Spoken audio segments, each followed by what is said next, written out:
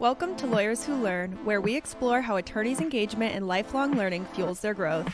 Join us to uncover these journeys and gain insights for your legal career.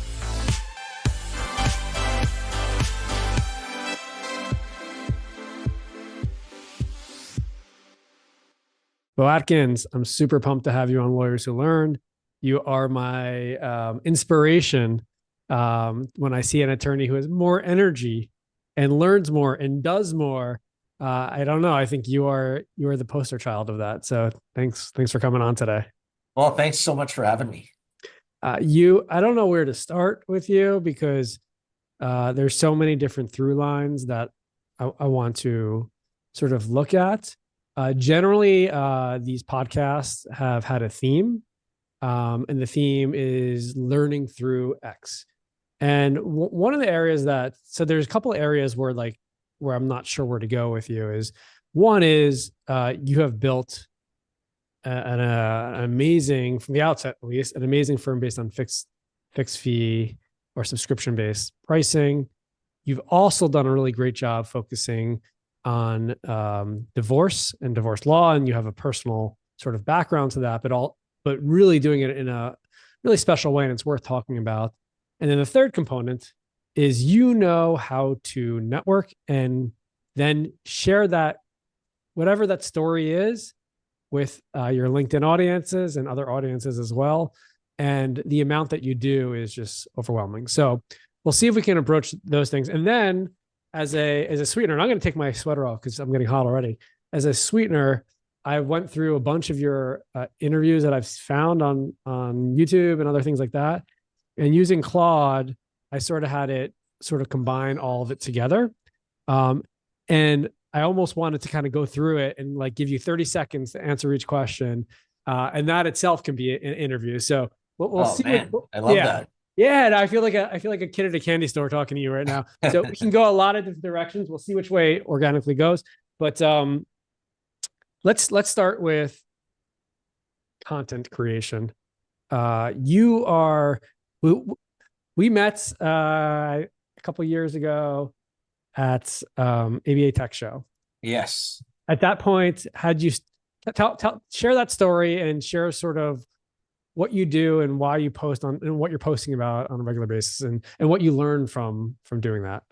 Well, I mean, first I got to say, you mentioned me being inspiring to you. You inspired me from the get-go. So when we first met, I was doing a bit of a deep dive into all sorts of learning and reading and trying to grow myself. And I'd recently read, I had recently read Mindset by Carol Dweck, which is why when I passed the Law Line booth and I saw the Fast Forward Mindset that you had written, I was like, I need to meet this guy. So I tracked you down. I found a way to get 5 minutes of space with you. I know you were pretty busy at your booth. But one of the things that you had impressed upon me was how you used LinkedIn almost as like a professional journal. I can't remember exactly how you phrased it. But you were really actively posting on there and you mentioned it was keeping you accountable and responsible. And I sort of just stole your model or borrowed your model. And what I discovered in doing so is every session I was attending or interaction I was having with somebody, I was thinking, what's a post-worthy takeaway that I can get from this interaction?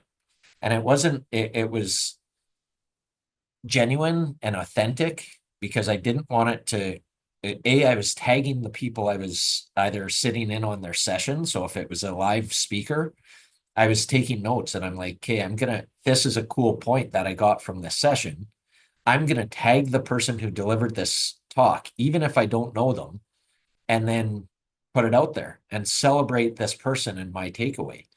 And what that did is, it was sort of an accidental masterclass in networking, because once you're celebrating someone and saying, hey, I was listening to you and this is what I got, you've almost got an instant connection with that person.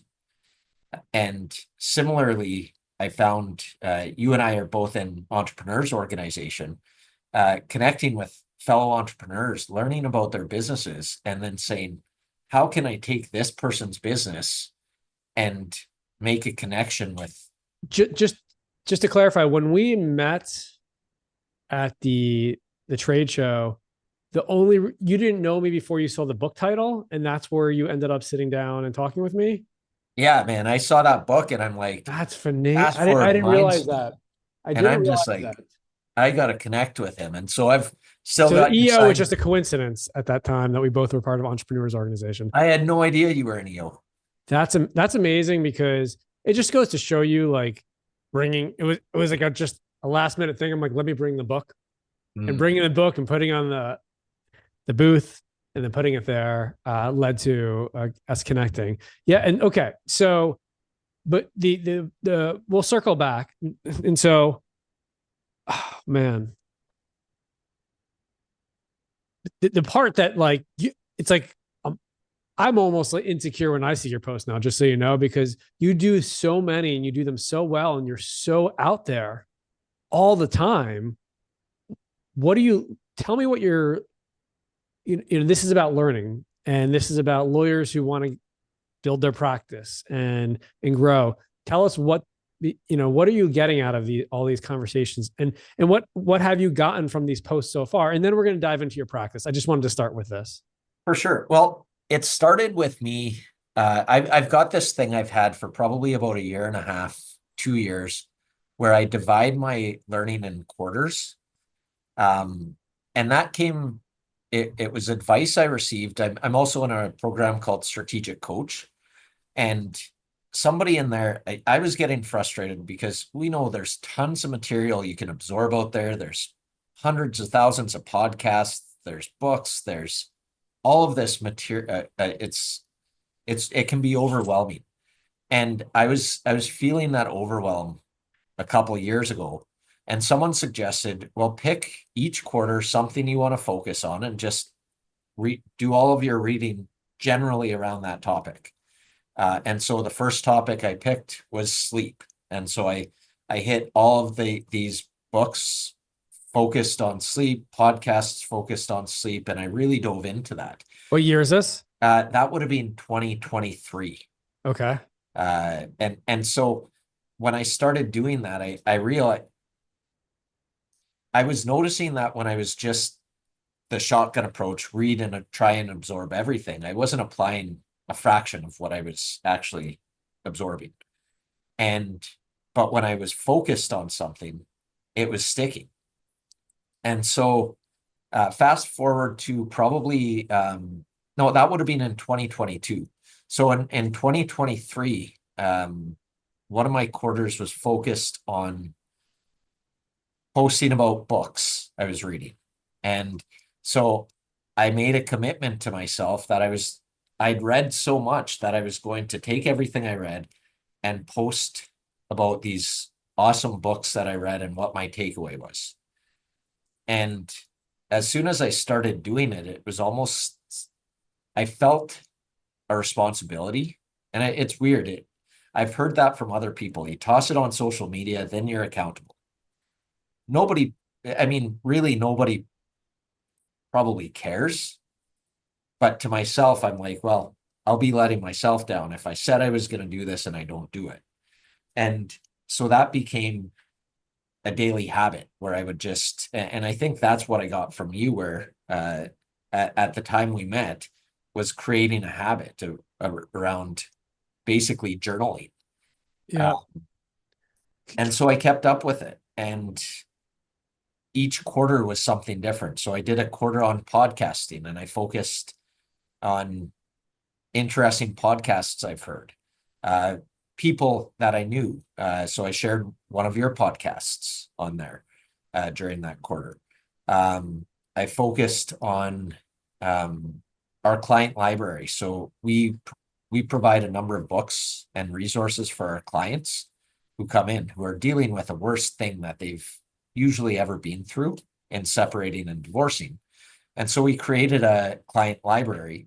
Well, that gave me an opportunity to not only dive into all of the materials that I'm recommending for my clients, but also to read them and then celebrate the authors, gain a contact with with the author just by doing so. And it's really opened a lot of doors. There have been a ton of people who have reached out to me after seeing posts, including some of the authors, and some of whom have sent me books to either distribute or ones that I haven't read. So it's just been a really cool experience that I'm not sure I would have started had it not been for our interaction in Chicago.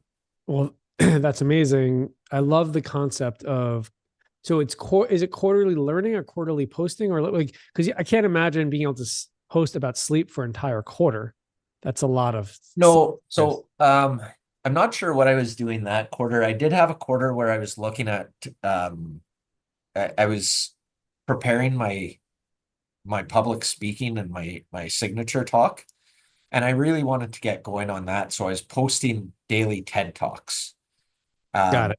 Yeah. And so most of the quarters where I was doing daily posts on something usually surrounded some sort of media, whether it was a book or a podcast or a public talk on YouTube or something like that.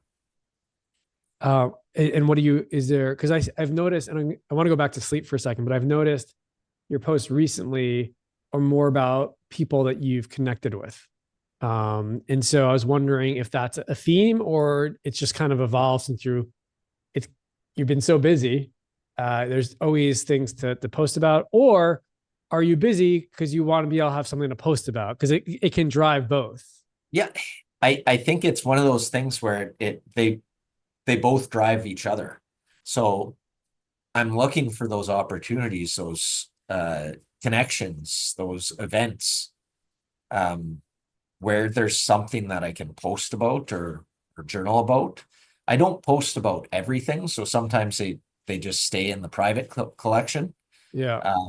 But it's just become something that's almost second nature for me. One of the tricks that I usually do is I'll take physical handwritten notes during a session, just because I don't want to be typing or on my device the whole time. But I'll actually write my notes in the form of the post. I'll take a picture, get ChatGPT to convert it to something I can copy paste, and then plop it right in. So it's forces me to pay a lot more attention and be present during all those interactions. How often do you face that? I don't know what to post today. And you're like spending 15, 20 minutes literally trying to think of that post. And then you just like put something down because you just want to get it done. Is that part of the interaction? And I think where, I go where these organically go, because, well, let me ask you that, and then I'll follow up on that. Well, not so much anymore. And a lot of that comes because of the scheduling feature on LinkedIn. So right now, for instance, I probably have 20 posts pre-scheduled. And so you have 20 posts pre-scheduled. What's interesting is when I sleep, books, podcasts, people that focus, on client library, that's the first kind of legal component that I see there. A lot of this, similar to me, feels like personal development. And I just want to get a sense of how much is this about you and just sort of holding you accountable versus professional networking and getting new clients or that scenario. It's really tough for me to draw a line between the two and distinguish between the two, because I don't know that there is one. A lot of it is professional development. But I had this conversation yesterday with a friend of mine. I think a lot of times certainly when I used to be active on other social media outlets, I think a lot of the time the thing driving people posting is the ego and seeing what this can get for me. And what I've tried to do, and I'm not sure, I do want to reflect on some of the posts and sort of go back through it. But I try to celebrate other people. So I try to make it not about me, but about the other people who I've interacted with, and to celebrate them. Another big reason I started doing this was something that we had discussed that day in Chicago as well, was getting our true voice out there. Because now with AI being so ubiquitous, we're losing that voice. We can get ChatGPT to write this fantastic dialogue that's probably post-worthy. But in reality, you and I can probably tell whether or not it was AI that crafted this post. With that said, all of my posts, I go to ChatGPT and I say, please fix the grammar. Right. And it cleans it up to a level where it just it raises my game. And by the way, it put my wife and my sister happily out of a job, because for years, I mean, not necessarily a post, but they would proofread everything for me, because I don't focus on that. And it's just, and then every so often I'll be like, okay, sometimes I'll have it shorten it, clean it up. Sometimes I'll take a transcript like this and I'll say, okay, what should I write about? And then I'll clean it up. And every so often, yeah, you end up, you could see the level of posting, by the way, of people who are using ChatGPT, because you see all the emojis in people's posts now. And here's the thing. I see it all the time. And these posts are getting 100 likes, 150 likes, 200 likes. And again, it's not about ego, but it's interesting to note, like, it's still interesting to read, because like there's a lot. What has changed from what I've seen, and maybe I'm following more people in legal tech now, is I'm reading so much more substance from the actual industry right now, where I more write similar to you, things that I'm learning, things that are interesting to me, this perfect, kind of what I shared. And I'm wondering if you feel that too, based on what you're seeing out there, that it's more substance versus just like, here's who I met today and it was a really great conversation, versus here's the trends that I see changing in fixed fee and divorce law and what's happening in other areas in AI. Well, yeah, I think, and I'm with you. There are some instances where I do filter through, whether it's ChatGPT or Copilot or any of the other Claude, like you mentioned. But I mean, one of the realities is you have your voice out there. You've written a book. You've written so many blogs. And I felt when you and I met, I'm like, I don't have anything out there. If AI drops right now, I don't have a voice, because I haven't been posting anything. I don't have a book. I don't have a talk. I haven't really done any of that work. And so that's sort of what I've found, that's been the dual purpose of my posting, is I can now create a database of all of those posts and be like, tell this story, but in my tone. You have 20 posts that are scheduled. What are those topics? Like, how did you do that? And what can you share with others, including me? It's interesting, because I should do that more. Part of what I get value is that post where I think of usually on the spot is part of the meditation of my morning routine. And I would miss that, but it doesn't mean I can't be in the morning posting 21 out and 22 out. So can you take us through, I don't know if you have a list of an Excel sheet, just like, are there like the topics, just how have you broken that down? And what can somebody who wants to post more learn from, like, what are some of the things you can share that you've learned from doing something like that? Well, yeah, I think, I mean, you and I are big Hal Elrod Miracle Morning fans. And that's one of the things he talks about is scribing every day, is writing. And that's become part of my routine as well, is to just think about different things. And so I'll give you an example of a post that I might cue. And some of it's weird, quirky stuff. For instance, I think one morning, it's still dark here till like 9 o'clock. We're in northern Canada. So and I'm staring out my window just doing my meditation, and I saw the moon. And I was just oddly thinking, I wonder what the chances of me looking out this window and seeing the moon on any given date are. And I plugged it all into ChatGPT, said this is where I live, this is blah blah blah. And it's just weird things like that. Things that pop into my head, things that I start thinking about, and maybe things that I don't know whether they deserve a post, but it's just me connecting things and thinking about them. Do you know what, and then we're going to move on from posting. Do you know what has been, if you look back, your most viewed post that you've? Probably a lot, some of the stuff at CleoCon. Yeah. I think I've interacted a lot there. I mean, the other thing, they've always got such rock star speakers. Yeah. So you post something about James Clear or Chris Voss, and that usually hits a lot of people.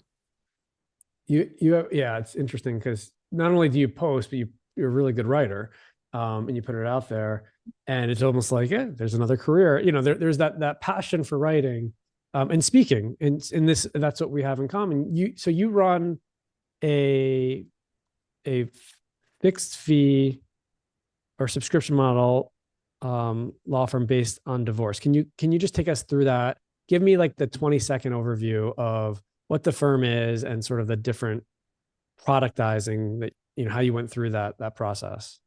Yeah, so in 2020, I started this office, and I was committed to completely ditching the billable hour and doing only flat fee services, or flat rate services. And so it was a ton of time invested at the outset to figure out all of the different products we sell as if they're products on a shelf, and then to price those out so that we could deliver them to clients with the guarantee that they'd never receive an unexpected bill. So they always sign up for exactly what they're going to pay for, and there aren't any surprises. That's easier said than done. I just actually recorded an interview. Do you know Todd Smithline? Yeah. So it has, and obviously I saw that you did an interview with Matt Kurbis, who's a law and faculty member. I also interviewed him for this. I did a whole series on fixed fee pricing and alternative fees, because I'm really passionate about that as well for small to mid-sized firms. And his big focus was what made him, when he had a fixed fee law firm, was he was able to productize and build it out there. And I've seen you've done the same. What have you learned going through that process? You know, what are some things you've sort of, you can share to somebody else who is in the beginning stages of thinking about how to do that? Well, I would, one of the things I've definitely learned is that customers of legal service providers generally prefer that certainty, even if it's going to come at a price. So just because we're flat fee or flat rate doesn't mean we're less expensive. In fact, in a lot of cases, we're more expensive, because we're also sort of planning for those instances where it goes over. And so typically when we first designed the fees, we were planning to charge more on a flat fee than we would likely earn charging hourly on at least 75% of our files. But what we found by continually improving efficiencies, because of course that's top of mind when you're charging a flat rate, top of mind is how do we make this more efficient? The two ways of increasing cash flow, two big cash flow drivers, are either charging more or spending less time and getting it churned faster. And so I think quite frankly, I think it's far more lucrative than the billable hour. And I don't think it's as difficult as most lawyers think. So I went on your site and I saw you have like 10 or 15 different products that you're offering. And you also talk about on your site that you target, I don't know what, something about 80% of the market that's underserved. Or tell us, who are your customers? Who are you getting to? Yeah, who are your customers that are like, okay, I'll pay 75%. I'll pay more potentially, or maybe they don't know what the price point is. So just to get a better sense of and also, I don't know if you said in the beginning, but it's strictly just divorce law, right? Or is there more? We'll do prenuptial agreements, Okay. cohabitation agreements, separation agreements. So whether it's common law or legally married, separation, but only family law. And what jurisdiction in Canada? We serve coast to coast, except Okay. for Quebec and the territories. So Got it. we do provide, I would say it's coast to coast with an asterisk, because they're limited services. We're not doing any boots on the ground work outside of Saskatchewan, Canada. So it's drafting documents, it's providing advice, it's negotiating, things like that, reviewing files. Okay. And so, sorry, I forgot what the question was, who are your customers? Right. So when I started in 2020, a report had just come out indicating that 79% of people who need legal advice aren't going to lawyers. And quite frankly, I think that's because most lawyers have put themselves out of reach with the general population. And I wanted to create something that was making our services more accessible to the people who could afford a lawyer, but were too intimidated by the uncertainty of how much that was going to cost. And so in creating that was another thing we learned by creating these flat fees, is it was really easy to develop payment plans so that, and we ran the numbers at our last quarterly meeting. Our collection rates are like 96%, which is a rate that's unheard of in family law. And it's by targeting that segment of the population, people who need the help but don't feel like they can get it. We've really, I feel found the sweet spot where we can add a really valuable service to really grateful customers who. But who are your customers? Like you said, coast to coast. Are you marketing to them through certain channels? Is it referrals? Yeah, right now we get a lot of referrals, a lot of Google hits so far, and we're rolling out marketing that's going to better target jurisdictions outside of Saskatchewan, because Saskatchewan's a small place. It's a Sure, million of course. people. And so our ideal client, our avatar client, is somebody who makes anywhere between 30,000 to 150,000 a year and can afford payments. Okay. And what is your bread and butter? What is the main thing that you do that makes 80% of your revenue? I would say it's mostly drafting documents and helping people. So we do a lot of litigation coaching. There's a lot of our clients who just can't afford to pay a lawyer all the way through a trial. And so we'll jump in and help them as best as we can where they need it, and then guide them in instances where they might not need our help as much. Got it. How many attorneys do you have at your firm? 5. And total staff? 12 total. Got it. And you purposely decided to name the firm Evolve Law because?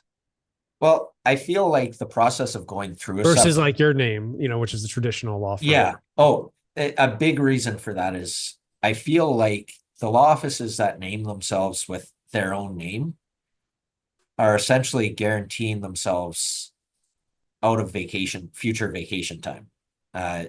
Your customers who come in the door will always want that name that's hanging on the wall.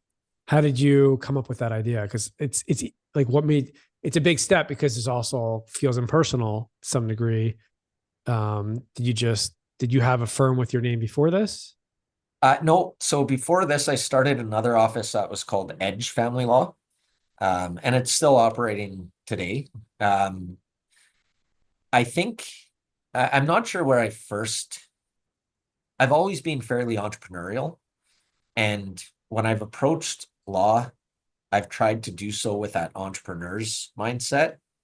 Uh, and it wasn't until 2019, after in my first law office, that I really started coming to loggerheads with the lawyer me and then the entrepreneur me, to the point where it almost led me to quit law altogether. And I was on the cusp in 2019 to just giving up law, starting another business. I had so many entrepreneurial friends and they just seemed so much happier with more Yeah. free time, I didn't seem to be getting what I wanted out of the legal profession. And so I sort of just blew up. I forced a buyout of my partnership with the two partners I had in the old office. And then just before I did sort of a swan song and left law, I decided to give it one last shot. I realized I had it, as lawyers, we have a monopoly so far. I think that's coming to an end, but we have a monopoly. Only lawyers can operate law offices. And so I decided I would try it one more time, but this time ignoring the law firm model or anything law firms do, apply just best business practices. And so a best business practice isn't to name your electronics store Jim Smith's electronics store. It's going to be really tough to sell that down the road. It's going to be tough to market that. It's Okay. going to be tough to leave your business. I'm with you, but it's not even like you named it divorce something or family something. You named it based on a concept called evolved law, which has nothing to do with family law. So you took it one step further. So explain that. Well, yeah, for that, because I've also a big discovery I made through EO was sort of what divorce is. So to me, it was an evolution of where you were together. Now you're turning the page into a new chapter and sort of building on that and growing. And I wanted it to be about that growth because I do think there's a lot of optimism. Our customers coming in don't always see it that way. And it's hard to get them to see it that way. But I think especially the parents who are separating with kids, they have to grow. They have to improve. Otherwise, quite frankly, it's a hopeless situation. Love it. It's funny because I think the first few times we met, the first year or two, I thought you had a tech company which you do, by the way, right? Well, let's talk about that. So let's talk about that. Like, do you, I don't know, do you think of your law firm as I don't know, do you want to build a legal tech company? Like, is that sort of like, take us through that mindset because of the name Evolve Law, because I knew how entrepreneurial you are. I know you also use the EOS framework where it's all about meetings and structure and the level 10 meeting and just different structures for accountability and goal setting that is very common to business. And it's so because most lawyers need to be trained on that. And so I don't know if you can even say this, but would you consider yourself a legal tech company, or would you want to design one at some point? I would definitely say we're a tech company. Tell me why. Well, for one, we are constantly exploring new technologies that we can add to our tech stack to improve our service delivery. What's your tech stack now? Right now, so we use Clio, Copilot, ChatGPT, QuickBooks, Teams, all the Microsoft 365 stuff. We're implementing AltFee. It's a company out of BC that helps with flat fees. I know I'm missing a bunch. Okay. So that's a good, that's impressive that you were able to say that. Just tell me about alt fee. What is that? So alt fee, it's software that helps firms that have developed a flat fee to add modifiers and conditions to those. So essentially, let's say I was doing a divorce and the starting price for the initial filing was $2,000. But then things like, are there kids involved or is there property? Those things can add to it. So essentially it's a way of scaling out that price model. So you don't have to estimate off the top of your head and you have more consistency across your operation. So you'll note on our website, all of our services say starting at. Yep. Well, that's because there's certain conditions or factors that could move us off of that starting from price. Got it. And alt fee helps you build all that out. Is there any other platforms that you've seen out there that help an attorney who's trying to build a fixed fee subscription-based system that they can use? I know there was one that was featured at Clio. I just can't remember right now. Yeah, Fidu. Fidu is a good one. Kim Bennett and so their service is really good for that too. Mostly focused on subscription billing. Yeah. So it's not quite the same thing. Okay. So just we got the LinkedIn posts, we got the amount of things that you do. And we're going to end and circling back on like how you learn best and like breaking down the 100% because there's a lot here. We're talked about, how you built a firm based on fixed fee pricing. You created a name that represents something that's not tied to you, but that's tied to an emotion of what the positive emotion of moving to the next level, how you attract the clients who can't afford, or the clients who are some of them who can't even do a full trial, but not only do you do fixed fees, you do payment plans for the fixed fees, which is really interesting and it's easier to do. And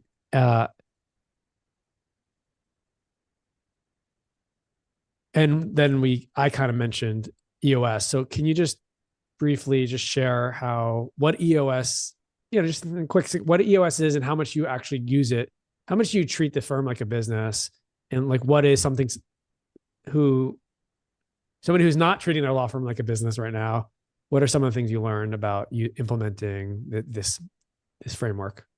Yeah, well, I mentioned in 2019, I'm about to quit law. So I figure I've got to get an MBA fast. So I pick up every business book I possibly can from Jim Collins' Good to Great. I'm reading E-Myth Revisited, Michael Gerber, Pat Lencioni stuff, trying to absorb all this stuff as I figure out what business I'm going to get into next. And then I came across the book Traction by Gino Wickman, which is what the entrepreneur's operating system EOS is based on. And for me, it was like, okay, I read all these awesome books, but trying to figure out how to apply them was another thing, because I've definitely got shiny objects syndrome, and it's probably a bit of ADD. So trying to actually apply all these principles, I was really struggling with that. EOS was like an in-the-box framework for how to build it. And we've been religiously following it since we implemented in 2020. Last year, we probably had 51 L10 meetings across each team. So that's 51 times 4, because we've got our legal team. What's an L10 meeting? It's a level 10 meeting. So it's a very structured framework.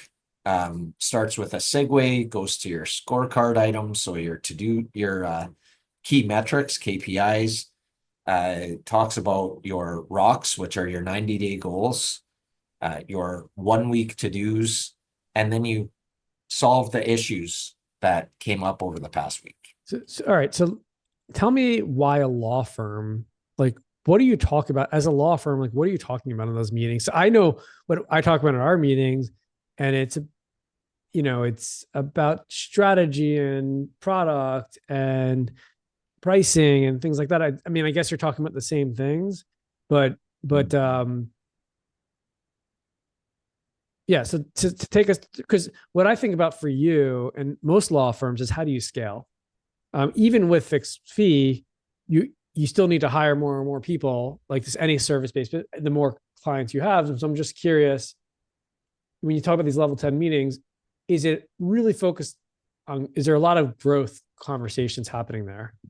There's a ton. So all of our team members have 90-day goals, and they select that based on sort of maybe, for instance, one of the rocks for our marketing last quarter was to migrate to HubSpot, which was a big endeavor. And in other instances, we've implemented diversity and equity and inclusion policies and a cultural competency guide for our office. One of the things I struggle with, because we do this really well too. We do 2-month cycles now. We started doing, we went from quarterly goals to 2-month cycles. And one of the reasons, and it's been really helpful because one of the reasons is we were doing things that you didn't need 3 months to get it done, but we set a 90-day goal, and we also wanted to experiment more. And sometimes, if you can do 4 things a year versus 6, and you set smaller things. So that's what's been really good. What's the challenge is we're doing a lot, and I don't know how much of it is actually moving the ball forward versus us we're experimenting, which is cool and it's good. And that's where you find the final answer. But do you find that too, where a lot of the things that you're trying are like, well, I guess if we just didn't do all that, it wouldn't have changed anything revenue wise. And we could have put our energy more to X, or we could have just we've had more time. Do you ever feel that you're doing too much with all those things as a law firm? I think, I'm interested by the concept of shortening it to either whether it's a 5th or a 6th. Jason Fried, do you know who he is from Basecamp? I've heard of him. Yeah. That's who I got. Like, obviously I'm like you. I don't come up with ideas on my own. He's built a big web development company. He wrote a lot of amazing books. He used to write for Entrepreneur magazine. I'll send you the book where I got that. It was all based on agile, frameworks. And so, well, I do. The reason I love the 90-day framework and whether it's 90-day or 60-day, I think the reality is it's short enough that you can see the goal line and you can see what you want to accomplish. But if after those 90 days, you're like, look, we did this, we're going to divert the path. At least you didn't spend 2 years on this thing. Like, that was one of my biggest frustrations running a law office that didn't use any system or framework. Yeah. We were talking about doing certain things for 4 years and never made any traction on it. And so sometimes I would say you might get 20% of our rocks that we did it and not sure if it's going to have any impact or effect. But for the most part, I think we've gone quite a distance. I would love to help more attorneys think like an entrepreneur and a business operator. And I'm curious what your thoughts are on how much there is a need for that, and how you would approach that. If you could replicate yourself, right? And you were to start a second business, and that business would be helping attorneys build a practice like you have in any practice area, from the fixed fee to the EOS to other areas. I'm curious how you would approach that. Well, I want to be careful now because I think a lot of this is just me personally. I found when I was struggling with being a lawyer and being an entrepreneur, I was in a pretty dangerous spot. And I feel like for myself, I needed to move out of that attorney seat. So at this point, I probably only work as an attorney in my business for 4 to 8 hours a week. And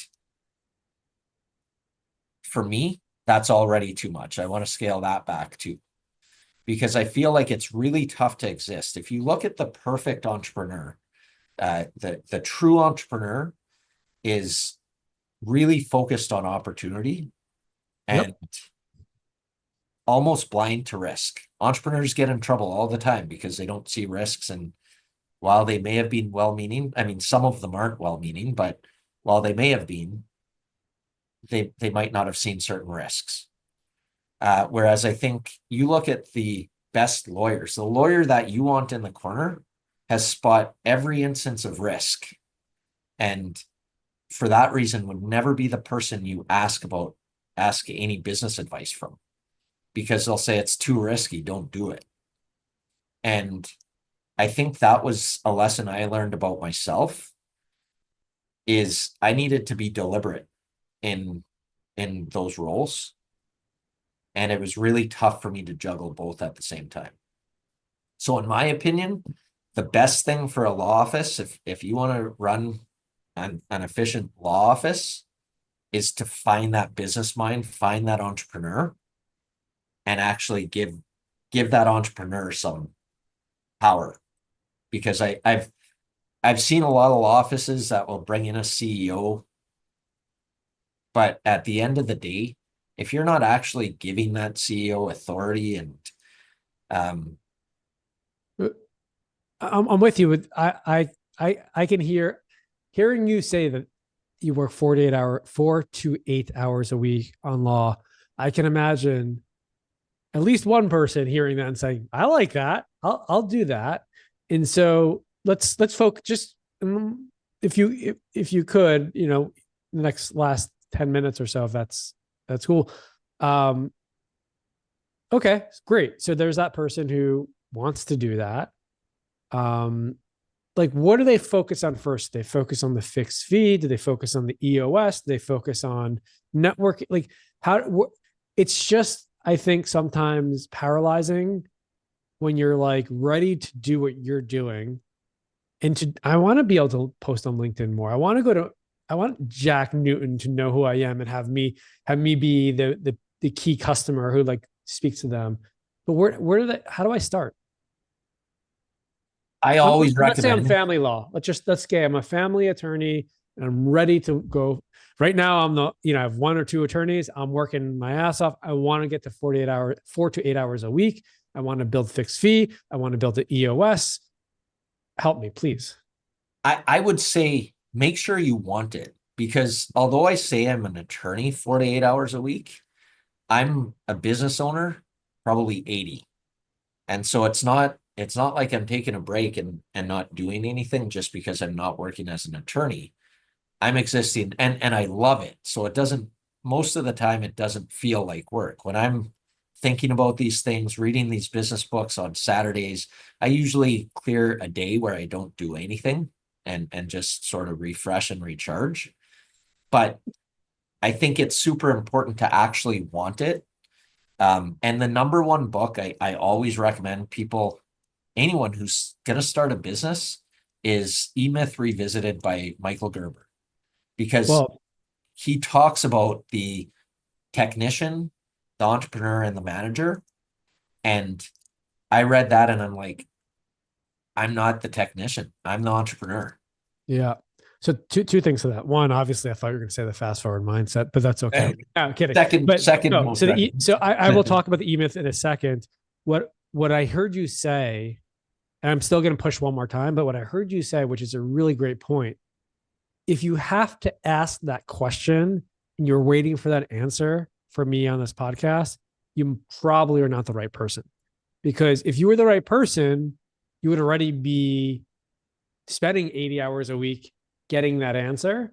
So that's what I heard. Is that you didn't say that exactly, but were you essentially saying there is no magic answer? Like, yes, it might be EOS. Yes, it might be fixed fee. It might be, just because you did it one way doesn't mean that's the right way. It's just doing something. That's what I heard you say.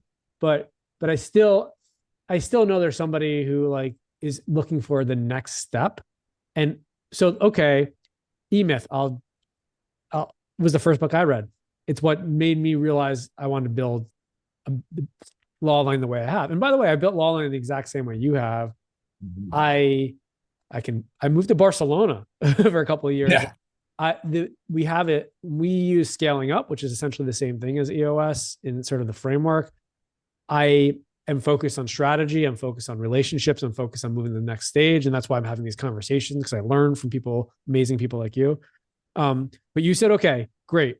Next step, E-Myth.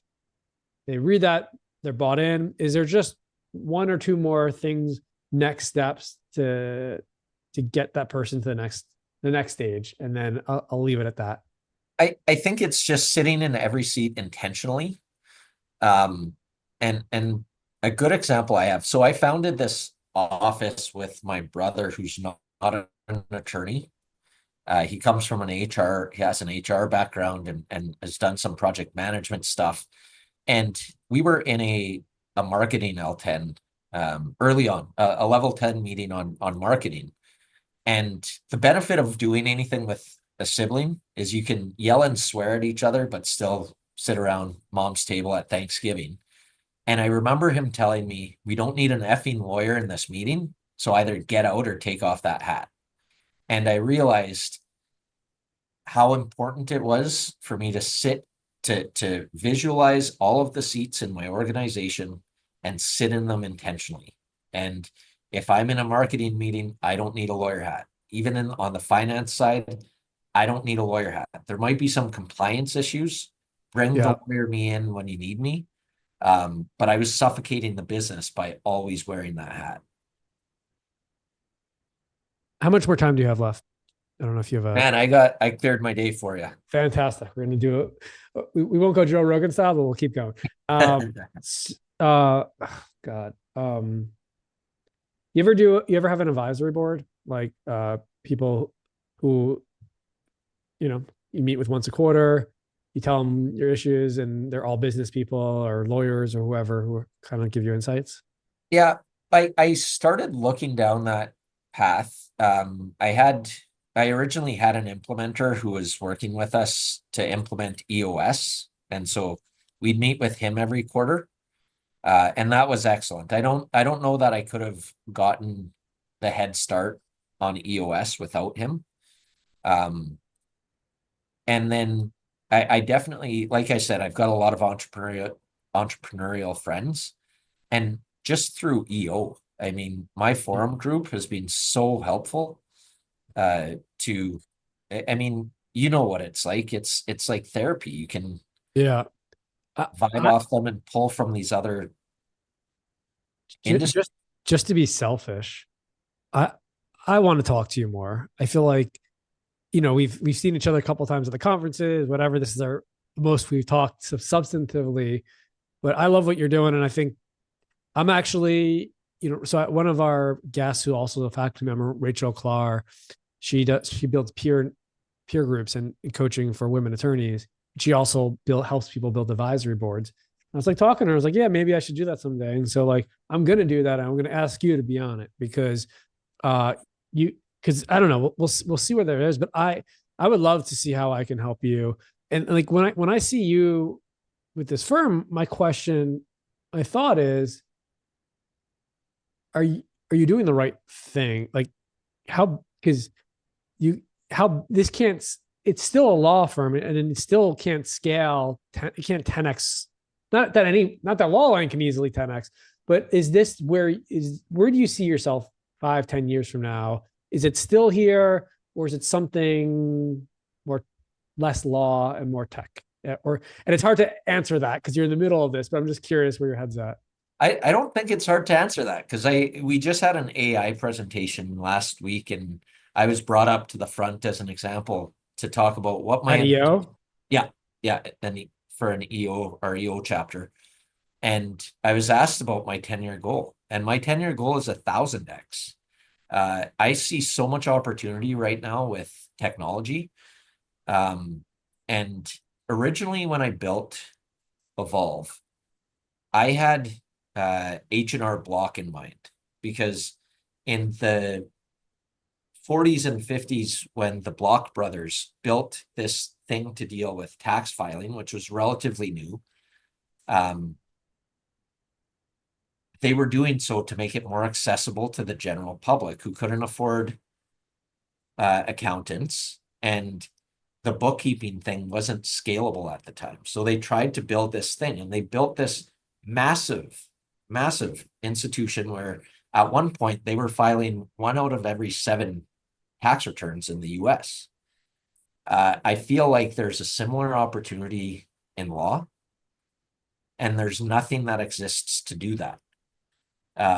For family law or for law in general? Definitely family law. I think that the reality is divorce rates are high. I think if you peel that layer back and look at common law relationships and people who are parents who weren't married, that just increases the amount of the population that deal with these issues. Whether we're talking prenuptial agreements for people entering into relationships, I think there's just a lot of uncertainty around that entire area of law.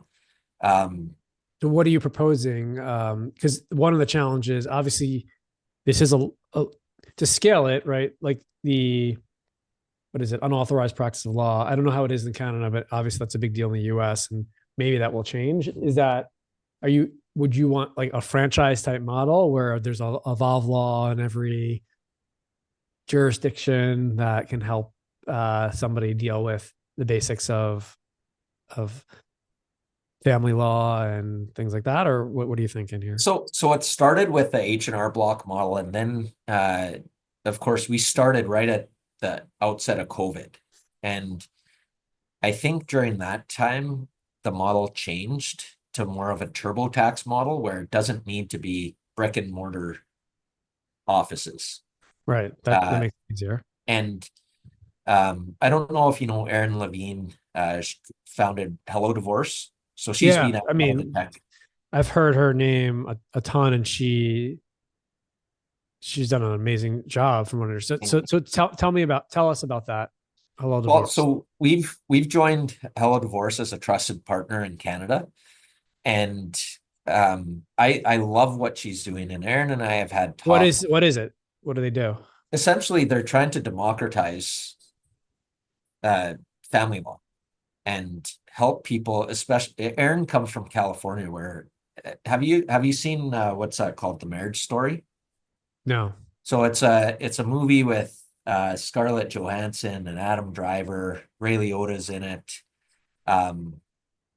Anyways, it documents this separation, and it's just, I felt sick to my stomach watching that, because I could see that's how the process really is, and it's not serving anyone well. It's not serving the lawyers, it's not serving parties going through it, and it's definitely not serving the kids who are often unintended casualties going through it. And so Erin and I have had a lot of talks, and quite frankly, I think her and I would be happy if divorce was free, if people didn't have to stay stuck in a toxic relationship because of the cost. Now, that's not saying she or I think, and we've also had this talk, because I know she's come under some fire by people saying, "Oh, you're just suggesting people should get divorced." That's not what I don't want to put words in her mouth. I don't think that's what she's saying, and it's certainly not what I'm saying. But I also don't think this approach law has had for the last 60 years has been litigate these things. And I think that's just such a destructive process. That's what I want to help solve. Is HelloDivorce almost like a rocket lawyer? I don't know. Is it sort of what is it? So they will. I ask her. I'm just curious. Like, what is it done better? Is it connect them with attorneys? Does it help them fill out their own forms? It does a little bit of both. So same thing. It's all flat fee. So people coming into it have some fee certainty, and then it will connect them with lawyers who have been vetted and who generally also provide flat fee services. I think when an important point when I was determined to ditch the billable hour and just do flat fee services was figuring out the first step as any entrepreneur, you got to figure out what are you actually selling. And there's that old analogy about the drill manufacturer going up to the front of the room and asking all of the people in his 500 people in the room, what are we selling? And they're saying power tools, blah, blah, blah, blah, blah. Drills a hole in a piece of wood and says, that hole, that's what we're selling.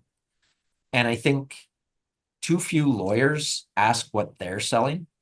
But I think it all boils down to, and there's an academic in Canada, Jordan Furlong, who said peace of mind. Every single consumer of legal services is looking for some semblance of peace of mind or a degree of certainty. It's not always 100% certainty. Most people can't afford 100% certainty, but they want some certainty. Okay. So just getting us back to the 1000X, I assume that has to do with you have to be in the US as well, correct? Absolutely. So when do you want to get to the US in your 10-year time frame? A lot has to happen between now and then. We've scaled out. So when I talk about rocks, one of my team members' rocks last year was to automate all of the Canadian family law forms. And we achieved that in 90 days. So we can get a customer filling out a survey. That data goes into custom fields in Clio, and we can automate all those documents. It probably take us a few quarters to roll out the same thing in the US. There aren't quite the same opportunities in the US. It's really easy to get into the other jurisdictions in Canada. Yeah. But if you're in the US, you're just a software product then? Potentially. Yeah. Yeah. It's a while before we're okay. at that. I'm with you. And you mentioned Global Speakers Academy through EO. Are you actually doing public speaking now, or you just do it every so often? I've probably done a half dozen talks since I went through Global Speakers Academy at the end of 2023. Is that part of your intention to become a speaker, or is it just every so often if you can speak? I think I recognized in order to carry Evolve to the place I want to get it to, I need to be able to tell the story. Yeah. And so that was my main intention. What was the biggest thing you learned on how to tell a story that another attorney can replicate? I think you did a really good job, by the way. I watched your 18-minute shut the F up. Oh, thank you. You did a really good job telling your story, and obviously it's a compelling story. But yeah, so I guess I think a big part of it was being vulnerable. I was scared to do that. I remember the first time with Global Speakers Academy. So we're all in this remote location practicing our talks. And I mean, the first time I yelled that in front of a group I was like vibrating. Yeah. And, yeah. It was wild because I feel like to be able to tell the story that gets to the crux of the passion for why I do what I do, because I lived that experience as a kid. I feel like although it was a traumatic experience, my parents' divorce wasn't so bad that it was crippling. Yeah. They did a lot of things wrong. They did a lot of things right. I'm past the point of any blame. But what I've realized I want to do, what I feel like my purpose and the goal I want to accomplish is to reduce the amount of that unnecessary suffering that kids go through. And it came across very sincerely in that talk, and it's really an important cause. And I'll it's so interesting because as we were talking, I keep thinking about showing up the ABA Tech show and bringing that book, and how many different events I haven't showed up for whatever, for personal reasons or other reasons, or I haven't brought a book or haven't had a booth or haven't done that. And it's just like, there's a limitless opportunities of areas to grow and meet other people. It's just picking and choosing on where to go. So to end, I mean, I guess I just want to thank you for, I mean, you are a masterclass on somebody who's a lifelong learner, which is like, CLE is mandatory in 40 states in the US. I don't think is it mandatory where you are? Yeah, yeah. Okay. So we never really did Canada, but like, I would guess 98% of your learning comes outside of CLE. And, there's a lot of good fundamental things. It's our business and it's a core business, and we transform attorneys and we help them binge watch CLEs and they get to new practice areas. But 98% of your day is outside of a CLE course. And that's what this podcast was about. It's about what you learn and actually just being yourself, practicing law and going through the ups and downs. And you really did a great job on sharing that. So I wanted to thank you on that. And we'll continue this. This is just part one of many conversations we will have either on the podcast or just with me and you by ourselves. Yeah, man. Well, like I said, I really appreciate it because I got a lot. Just our initial interaction transformed me. Well, I'll leave you on this. Thank you. And I will share with you a little excerpt or like preview of my second book that will hopefully be done by this summer. Awesome. I've rewritten it so many times. I don't know what to do. And now I look at it, I'm like, I don't know if there's enough there, but I will get through it. Essentially, it's based on what has something me and you both can relate to. Going back to 2015, when we hired our coach, scaling up coach, we had to do our mission, vision, core purpose. And the thing that sort of emanated from inside of my heart that I knew who was so important to me that ended up putting on the company was how important it was to me, personal freedom. And It ended up, the first thing we did was put it on our customers and say, okay, what we do, we give personal freedom to our customers. We make it easier to do CLE. We make it faster. We get them better content. But very quickly thereafter, everyone at Lawline started using personal freedom for themselves and how Lawline helps bring them more personal freedom. And it led to, this is before COVID, it's before like remote work. And we had all desktop computers. And the first thing we did was we bought everybody MacBooks. And then we started doing working from home. Then we doubled vacation days.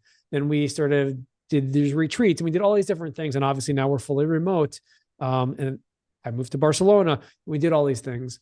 And so as I built that out, I realized, especially now I'm in my mid 40s, this concept of personal freedom, the most important part of that is time.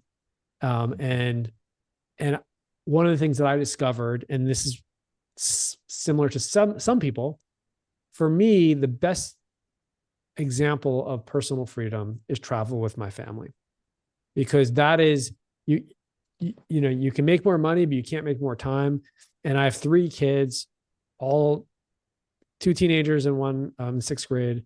And that's when we travel together, everything else kind of goes away. We're like a unit and we're uncomfortable. We're trying new things and we're exploring new places. And it's what led us in 2019 to move to Barcelona. And now we do these amazing trips. We just went to New Zealand and Australia versus just, staying home or just doing a very simple thing. And so the book is about how to discover what personal freedom means to you. And it might be traveling, it might be staying home, it might be writing books. And it's essentially a sequel to the Fast Forward Mindset in a different area. And what I end up telling it through, it's really about the travel story of living in Barcelona and traveling through there and taking people through lessons that I learned there that tie back to, saying yes to more things and putting yourself out there more. And so that's the book. And so I hope, and I want to inspire some people who are interested to actually go live abroad for a year or two, or not, it doesn't have to, because it's not for everybody. but I just feel sometimes, midlife crisis is real. And I want to help those who may be going through that to relook at what it is means to them to live their life with no regrets.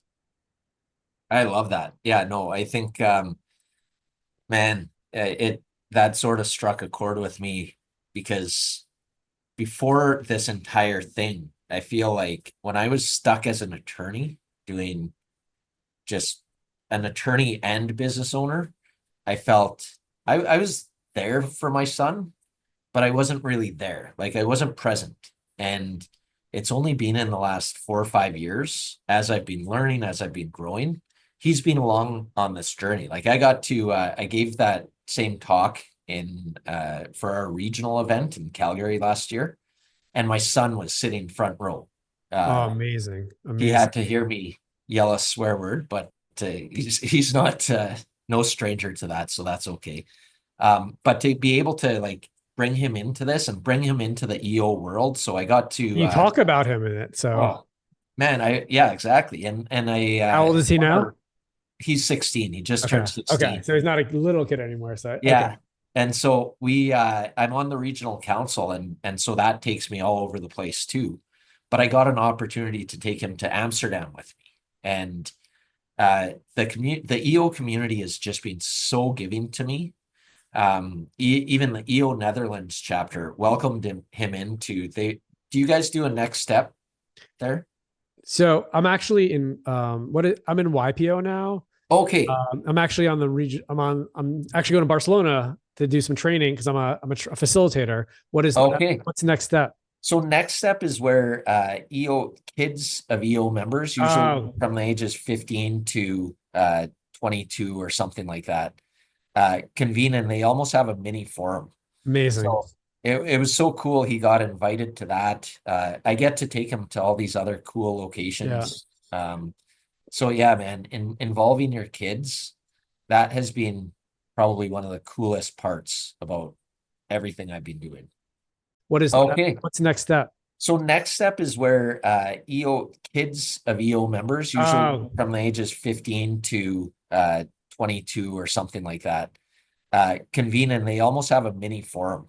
Amazing. So it was so cool. He got invited to that.